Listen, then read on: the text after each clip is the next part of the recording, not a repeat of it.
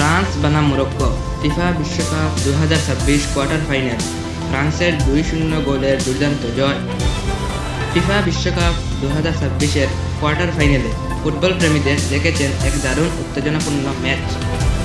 মুখোমুখি হয়েছিল ইউরোপের শক্তিশালী দল ফ্রান্স এবং আফ্রিকার অন্যতম সেরা দল মরক্কো। ম্যাচের শুরু থেকেই দুই দল জয়ের জন্য সর্বোচ্চ চেষ্টা করে।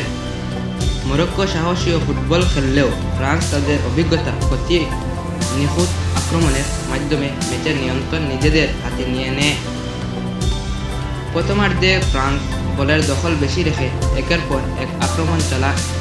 মরক্কোর রক্ষণাবেক্ষণ শুরু দৃঢ়ভাবে প্রতিরোধ গড়ে তুললেও ফ্রান্সের দ্রুত পাসিং এবং আক্রমণ ভাগের চাপ সমালোচনা কঠিন হয়ে পড়ে। অবশেষে ফ্রান্স প্রথম গোল করে এগিয়ে যায়।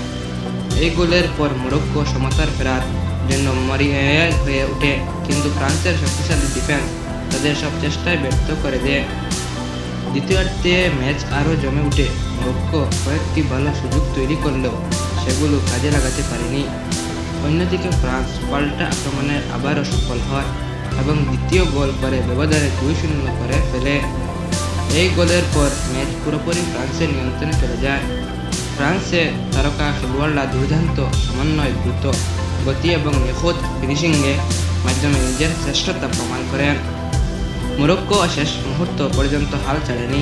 তারা আক্রমণ চালিয়ে একটি গোল শোধ করার চেষ্টা করলেও ফ্রান্সের গোলরক্ষক ও রক্ষণভাগ অসাধারণ পারফরম্যান্স দেখায়।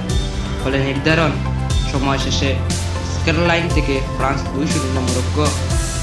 এই জয়ের মাধ্যমে ফ্রান্স বিশ্বকাপের সেমিফাইনালে জায়গা নিশ্চিত করেছে এবং আবার ইউরোপ জয়ের অন্যতম দাবিদার হিসাবে নিজেদের প্রতিষ্ঠিত করেছে।